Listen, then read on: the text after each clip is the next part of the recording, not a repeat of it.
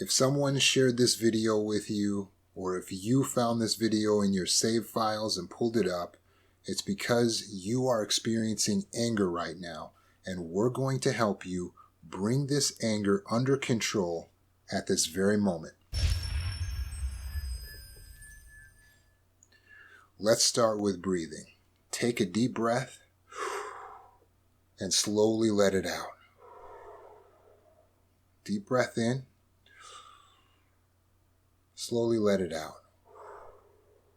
Do that about 4 more times as I'm talking to you. Breath in.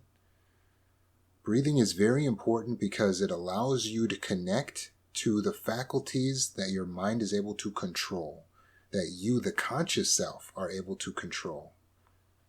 Let out nice long breaths. When you breathe in, you can hold it for about 6 or 7 seconds, and then you let it back out.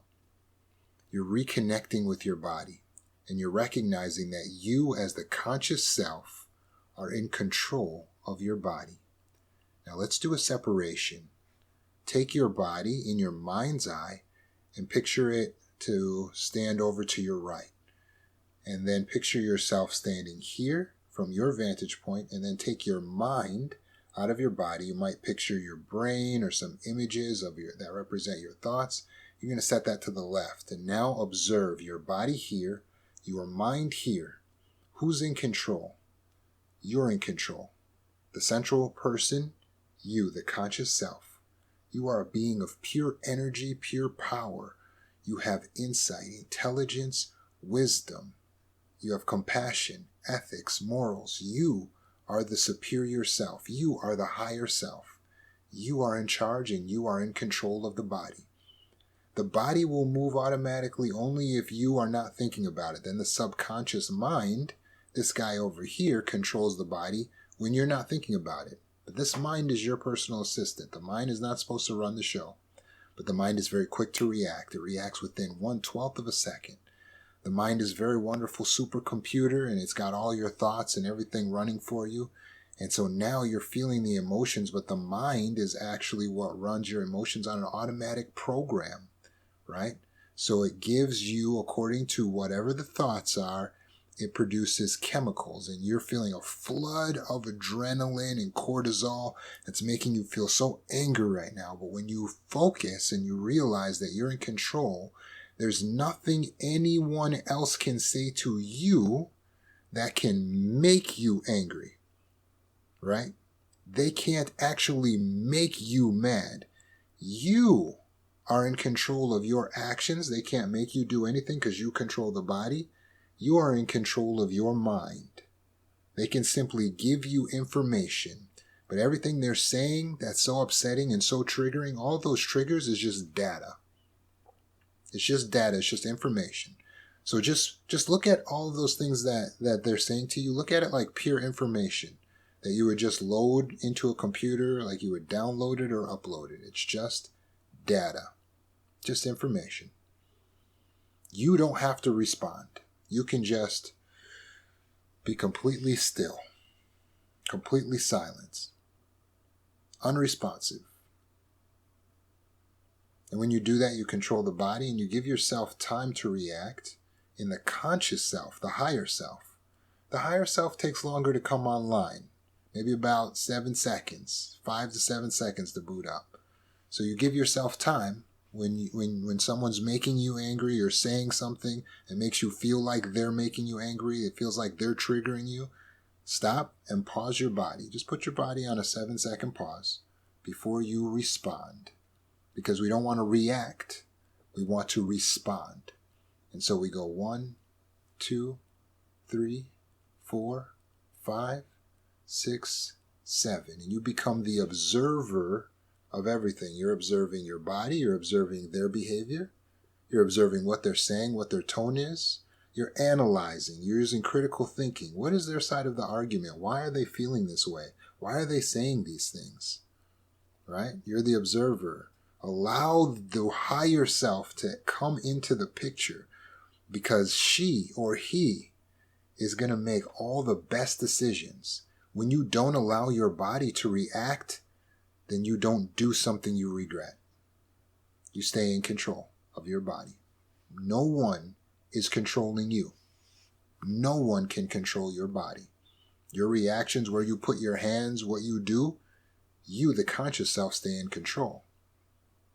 When you allow the monkey brain, your animal brain, the amygdala, to control you, then you respond like an animal. What? What? I'm angry. That's animalistic behavior controlled by the animal brain. You're observing the animal brain right now. The animal brain is giving you all kinds of emotions, but you're just going to be the observer of that. So do you have them split? You see the body, you're in control. You see the mind, you're in control. Now, let's go into the control panel of emotions. Okay? So we're going to enter into the mind here. We're going to pull that up. We're going to split it into these 3 sections. And the control panel of the emotions is this: reality, perceptions, values. Those are the 3 things. You are angry today because someone you perceive in your reality has violated one of your values. So let's look at your values first. What value was violated today? What did someone say that you perceived was a violation of your values? What did they do? Did it destroy something that was valuable to you? An object, your car, your toys, your belongings, your clothing? It was something that was valuable and they violated it. Was it your privacy? Was it an idea or a concept like loyalty, friendship? Is it the way you want it to be viewed? Maybe it's that you want people to view you as smart, and what they were saying made you feel like they're viewing you as dumb. Or they're viewing you as worthless and you want to be viewed as worthwhile. Or you want to be viewed as good and they're saying they view you as bad. What is it? Identify the value. Take your pen. Write it down on a piece of paper. Write down your value that's being violated. If there's more than one, write all the values down that are being violated. This person has made me feel this value is violated. This person has made me feel that value is violated. You are the judge and jury of your own values. So you decide when someone violates your values. So you get to write them down on your piece of paper. You don't control them. You don't even have to say anything to them. But you decide someone's violating my values. And you write down those values that are being violated. Those truths, those things that you hold so dear. Now let's look at our perceptions. Our perceptions are the one thing we can always change. Our perception of the situation, something we can always change. Sometimes the values, we have to keep some of those values, right? They're there for a reason. It's good that we have these values. But the perceptions are the part we can always change. Now, how can we look at this situation from some other perspectives or different perceptions? For instance, if they're making us feel dumb, maybe it's because they actually feel insecure about their intelligence. If they're saying that we are something we're not, if they're telling lies about us or they believe something about us that's not true, then that means that they're either uneducated or they're foolish or they're just evil because they're spreading lies and they know that's not true. But guess what? It's not for you to judge. They're either uneducated, foolish, or evil. Does that make you mad that someone's uneducated, foolish, or evil? Hardly. This sounds like their problem, right? This isn't your problem. It's their problem. Let's change our perspective. What they think about you is their business, not yours. What they say about you, that's their problem, not yours. Even if they're doing something that's causing you a direct conflict in your life, a direct inconvenience, a direct loss, you do not control their actions. If they're doing something against the law, then you can avail yourselves of the authorities and the legal procedures that are in place. If they are not breaking the law, then you have the power to remove yourself from the situation.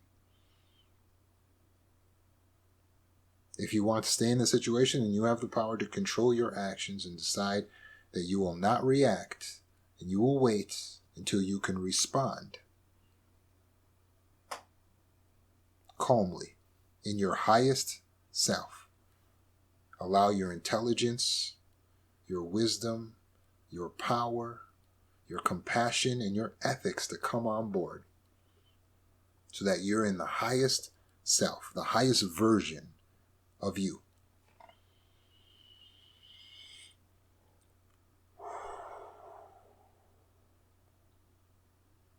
Now let's look at reality. Reality is not something we can always change. Sometimes we can't change the way a person acts. We can't change what a person does. If it's something like you just need to pay a bill, you just need to get a job, there's certain things that are in our power. We can get out, we can work hard on them, we can change them. But I want you to look at what you can change in your reality. It might be something about yourself that you need to change. And now we're going to convert this anger and we're going to use it to our advantage. You see, because anger is actually not bad. Anger is not your enemy.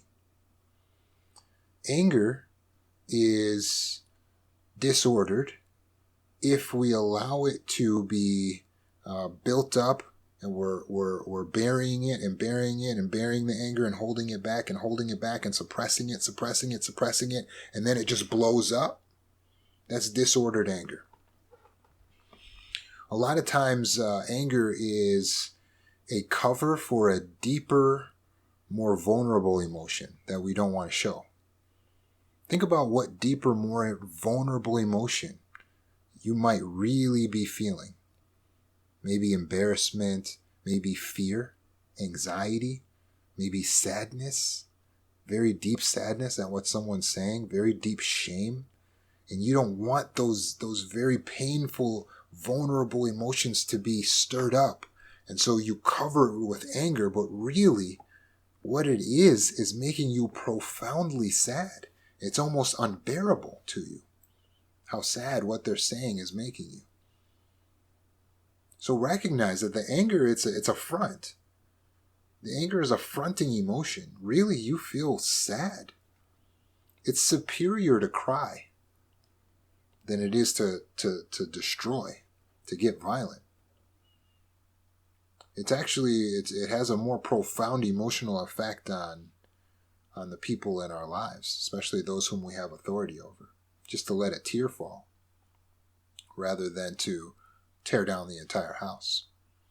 It's more profound to show sadness. It makes a more powerful impact. But what we want to do is take the anger and we want to utilize the anger as a slow burning fuel, like the way charcoal powder, if you light charcoal powder, it just burns like a slow burning fuel. But if you mix in some saltpeter in the charcoal powder, the saltpeter is an oxidizer. And it pulls oxygen rapidly into the gunpowder so that it explodes. And that's what makes what we know as gunpowder out of just charcoal powder, by adding in the saltpeter and oxidizer. So what we want to do is just do a separation. We take the charcoal powder here, we take the saltpeter and separate it, because together it combusts. But when we separate these two ingredients, now we have a nice slow burning fuel right here in this gunpowder. In this charcoal powder.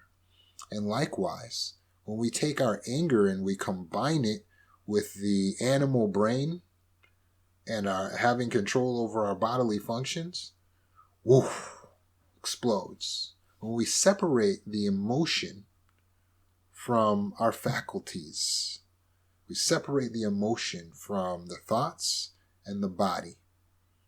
Now we just have the emotion, which can be utilized slowly instead of rapidly. It can keep burning and sizzling underneath the surface as a slow burning determination to change our circumstance in life. We can use it because in order to have to change things in our universe, we're fighting nature, right? In order to work on our business, to be a better parent, to work on our fitness, to work on our health, it takes determination, right? Because of the law of attrition, which is that this universe is going to continue to push pressure on us unless we equal that pressure back. So you have to put pressure on in order to be successful at anything. That's the law of attrition. You have to draw the strength out of your enemy, which is the world around you, by continuing to relentlessly lay on the pressure. And in order to do that, you need determination. So don't burn it out fast. That's disordered anger. People who just burn all their anger out fast, they can't be successful in life because they're not focused. We want to take that anger now, turn it into determination. Put it in your gas tank. Let it burn. Let it sizzle like charcoal powder, a slow burning fuel. And let's use it to create real, lasting change. Once you're calm, you have some really big decisions to make in life. I'll leave you to it.